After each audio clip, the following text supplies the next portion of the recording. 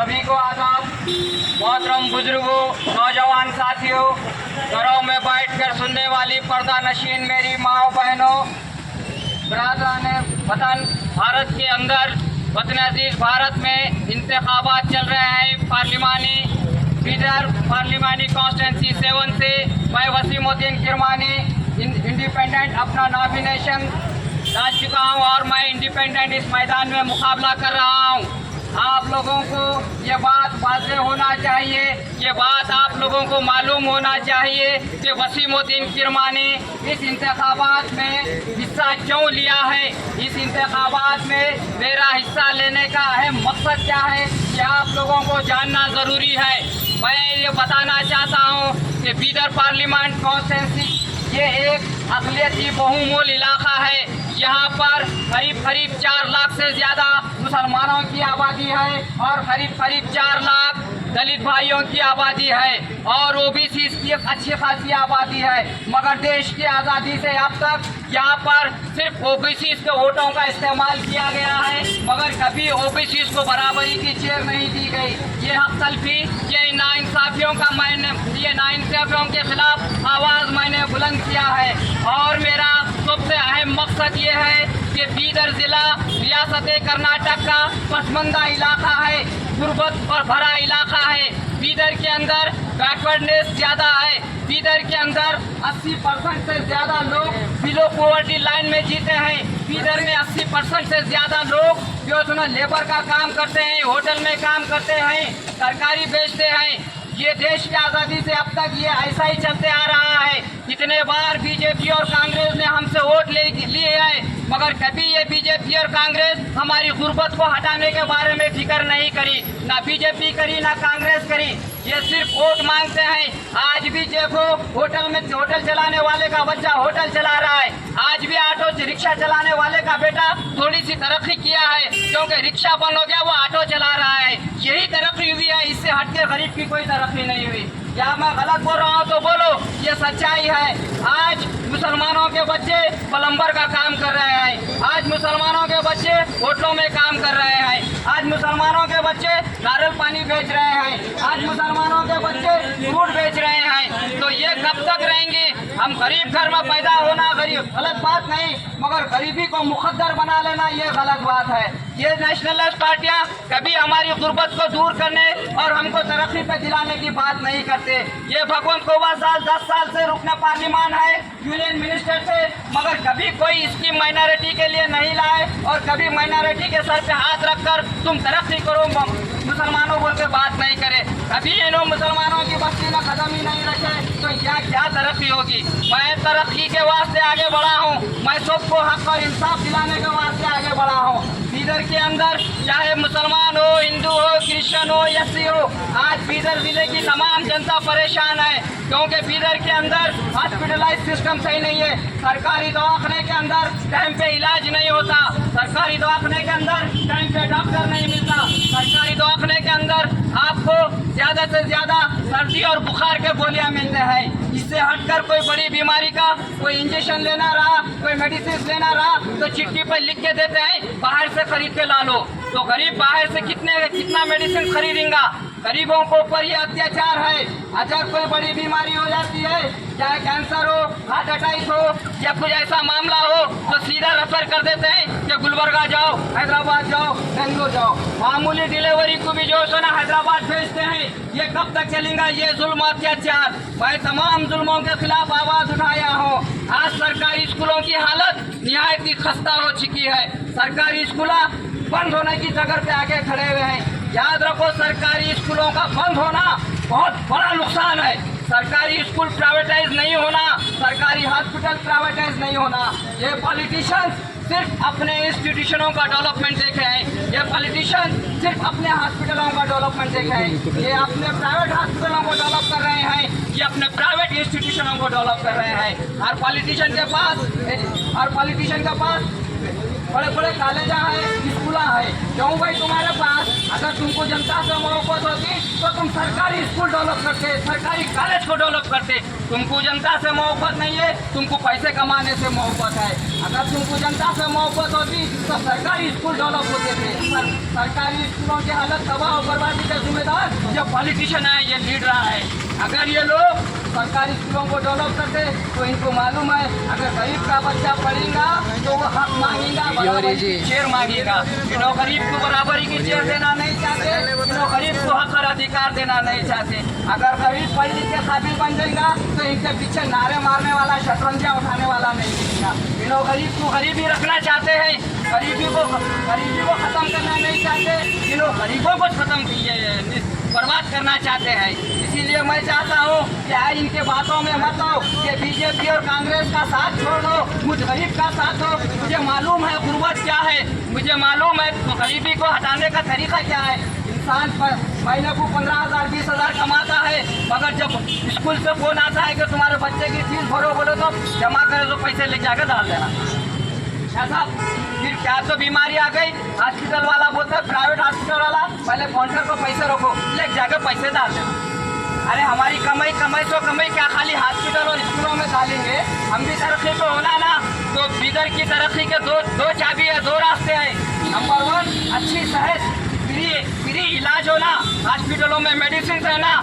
बीदर के ब्रिम्स में कैंसर का होंगे, हार्ट अटैक का होंगे, किडनी का होंगे, और इलाज ब्रिम्स हॉस्पिटल में होना, वो इंतजाम करूंगा मैं अगर तुम मुझे साथ देंगे इंशाअल्लाह।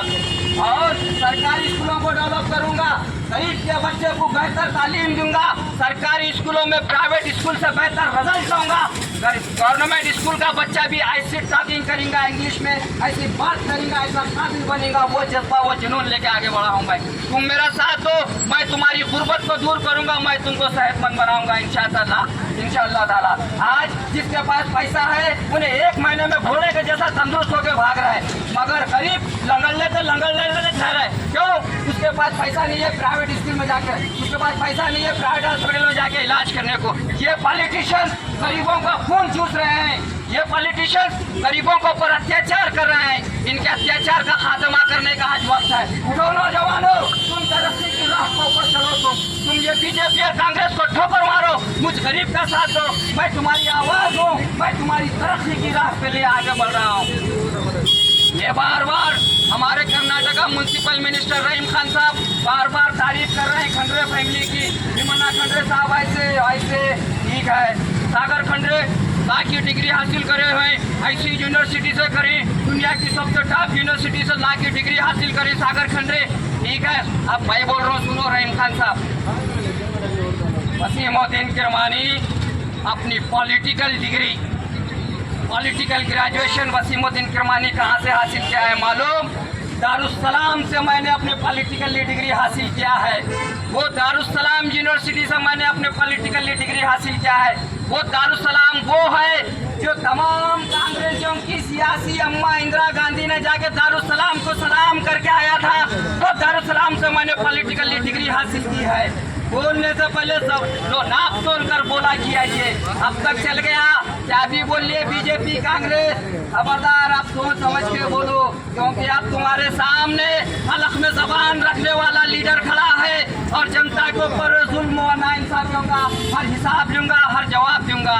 अब तक तुमने मनमानी कर ली, तुमने अब तक गरीब जनता का खून चूसा, तुमने अब तक गरीब जनता के साथ नाइंसाफी की। खाली इलेक्शन के सामने गरीब को गले लगा लेती हो, मोहब्बत करती, प्यार करती, इलेक्शन जीत के जिनको गरीब नजर नहीं आता। मगर अब मैं तमाम नाइंसाफियों का हिसाब लूंगा। और बोलते कि खोबा साहब 1000 करोड़ बजट लाए, इतने 1000 करोड़ बजट लाए, ठीक है। ईश्वर खंडरे बोल रहे मैं इतने 1000 करोड़ बजट लाए बीदर की तरफ से को, ठीक है भाई। जब तुम इतने हजारों करोड़ रुपए बीदर की तरफ से बजट लाए, तो आज भी प्राइवेट गवर्नमेंट स्कूलों में बच्चों को वॉशरूम नहीं है जी। बच्चों को मामूली तहसील ऑफिस जिले की सबसे बड़ी ऑफिस में मामूली जनरेटर फैसिलिटीज नहीं है, तो हजारों करोड़ बजट ला के करे क्या? ये जनता पूछेंगी नहीं पूछेंगी? हाँ, जनता को मिला क्या? करोड़ों रुपए बजट आ रहा है, उन्होंने अपना परसेंटेज ले रहे हैं, ऑफिसर अपना परसेंटेज ले रहा है, ठेकेदार अपना देख ले रहा है।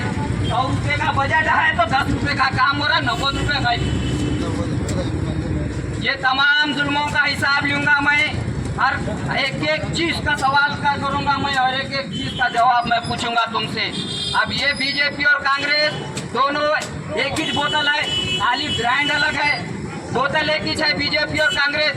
जो एक बोतल है, बोतल के ऊपर कांग्रेस का ब्रांड एक है, फिर बोतल के ऊपर बीजेपी का ब्रांड है। जब ये ब्रांड हटा देंगे तो बोतल एक ही है। हमारे वास्ते बीजेपी और कांग्रेस उसकी है, दोनों भी हमारे वास्ते उसके है। बीजेपी कांग्रेस सेकुलर है, अच्छी है बोले। मेरी नजर में हिंदुस्तान की सबसे बड़ी फिरका परस्त पार्टी अगर कोई है तो वो कांग्रेस है। देश की आजादी से अब तक तारीख उठा के देख लो, कांग्रेस की जितने जुल्म अत्याचार मुसलमानों पे अगर कोई पॉलिटिकल पार्टी करी है तो वो कांग्रेस करी है। देश की आजाद हो गया, पुलिस एक्शन का वाकया, कांग्रेस की सरकार थी सेंटर में, पुलिस एक्शन का वाकया हुआ, कितना जुल्म ना इंसाफी हुई। घर के बड़े बुजुर्गों को जाकर पूछो, मैं बताना नहीं चाह रहा वो जुल्म अत्याचार। उसके बाद टेनेंसी का कानून पास हुआ, हमारे पास जागीर थी, जागीरदार कहलाते थे, कल के जागीरदार आज के किराएदार कहला रही। जागीरदार का रहने को घर तक नहीं है, जिसका जिम्मेदार कांग्रेस है। हाँ, हमारे जमीनें छीन लिए, हमारे ऊपर जुल्म अत्याचार करी। और मैं ये कह रहा हूँ कि मैंने एक स्टेटमेंट देखा, तेलंगाना का चीफ मिनिस्टर जो नया बना है, कल तेलंगाना का चीफ मिनिस्टर मालूम ना क्या नाम उसका? रेवंत रेड्डी का स्टेटमेंट मैंने देखा वीडियो में। तो रेवंत रेड्डी कहता है न्यूज वाले को, अरे सबसे पहले बाबरी मस्जिद के अंदर शिलान्यास और पूजा की इजाजत कौन दिए? कांग्रेस पार्टी दिए। खोल के उनका ऑनलाइन स्टेटमेंट है रेवंत रेड्डी का, देख लो। सबसे पहले बाबरी मस्जिद का ताला खोल के वहां से पूजा कराने वाली कांग्रेस है।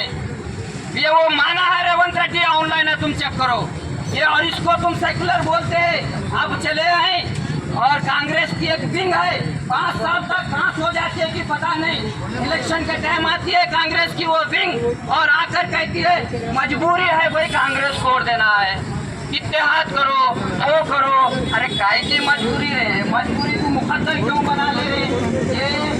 ये देश के ऊपर राज करे वाली कौम है, ये नौजवान दिलेर है, ये नौजवानों को जज्बा दो, ये नौजवानों को दिलेरी दो, हुक्मरानी करने का इनके अंदर जज्बा पैदा करो। मगर ये दिलेर कौम के नौजवानों को कमजोर बना रही, छोटे बच्चे को डरा रही। नहीं बेटा, शेर आता है, बब्बर आता को खुद डरा के रखते रही। अरे दिलेर कौम है, इसकी दिलेरी को कायम रखो, मैं कहना चाह रहा हूँ। लड़ने जो इंतखाबात मुकाबला करने जो, हार जीत लगे हुई है, जो होगा देखा जाएगा। आज हारेंगे तो कल जीतेंगे, ये जज्बा पैदा करो। कौम के नौजवानों को बुज़दिल और कमजोर मत बनाओ, ये मेरी अपील है। 5 साल तक सो जाती, इंतखाबात में आगे बढ़ती, मजबूरी है कांग्रेस को वोट देना जरूरी। अरे भाड़ में गई ऐसी मजबूरी। उठ बैठो नौजवानों, मुकाबला करो। आज हारेंगे मगर कल जीतेंगे, आज झाड़ लगेंगे, कल शायद तरफ बनेगा इंशाअल्लाह। हार जीत का फैसला अल्लाह पे छोड़ो, अपना वोट दो। वसीमुद्दीन किरमानी, मेरा इम्तियाजी निशान साइकिल के टायर में हवा भरते तो पंप मेरा इम्तियाजी निशान है। सीरियल नंबर मेरा 17 है। आप मुझे वोट दीजिए, इधर की तरक्की के लिए वोट दीजिए। और बार बार कहते हैं मुसलमान अक़लियतों में है, मुसलमान कमज़ोर है, मुसलमान को टिकट दे तो गैर मुस्लिमों वोट नहीं देते। ये कब तक हम आपको डराते रहेंगे? क्यों नहीं देते भाई? क्या हम सबसे दुश्मन है क्या? हिंदू भाई भी हमारा बिरादराने वतन है, क्रिश्चियन भाई भी हमारा बिरादराने वतन है। हम रोज़ एक दूसरे की सूरत देखते हैं, रोज़ एक दूसरे के दावतों में जाते हैं, हम सब इत्तेहाद से रहते हैं। ये हमें नफरत से को पैदा कर रहे हैं तुम। हाँ, तुम टिकट दिए तो जीतेंगे ना, तुम ये डरा दे के हमें को खाम पे बिठा देते हैं। अरे बोलती आप हमको नफो बिठो भाई खामोश, अल्लाह के नाम पे हमको छोड़ दो। हम आगे निकले हैं, हम मेहनत कर रहे हैं, हम मुकाबला कर रहे हैं। हमको यकीन है हमारे हिंदू भाई भी हमारा साथ देंगे, क्रिश्चियन भाई भी साथ देंगे, दलित भाई भी साथ देंगे। सब बेजार हो गए बीजेपी कांग्रेस से। ये खाली फूट डाल के हुकूमत करती है बीजेपी कांग्रेस। आज इनकलाब बर्पा हो चुका है, जनरेशन बदल चुका है, नई जनरेशन की सोच बदल चुकी है। नया जनरेशन आगे बढ़ना चाहता है, नया जनरेशन इक़्तिदार हासिल करना चाहता है। तुम नौजवानों के जज्बात को कमज़ोर मत करो, तुम नौजवानों को मजबूती दो। तुम कौम के नौजवानों में हिम्मत और हौसला पैदा करो। तुम कौम के नौजवानों को डराकर कमज़ोर और मजबूर मत करो, लाचार मत करो। ये दिलेर कौम है, इसकी दिलेरी को तुम कायम रखो। ये बात कहते हुए अपनी बात को ख़त्म कर रहा हूँ। शुक्रिया, खुदा हाफ़िज़, वाफ़िज़, अल्हम्दुलिल्लाह रब्बिल आलमीन।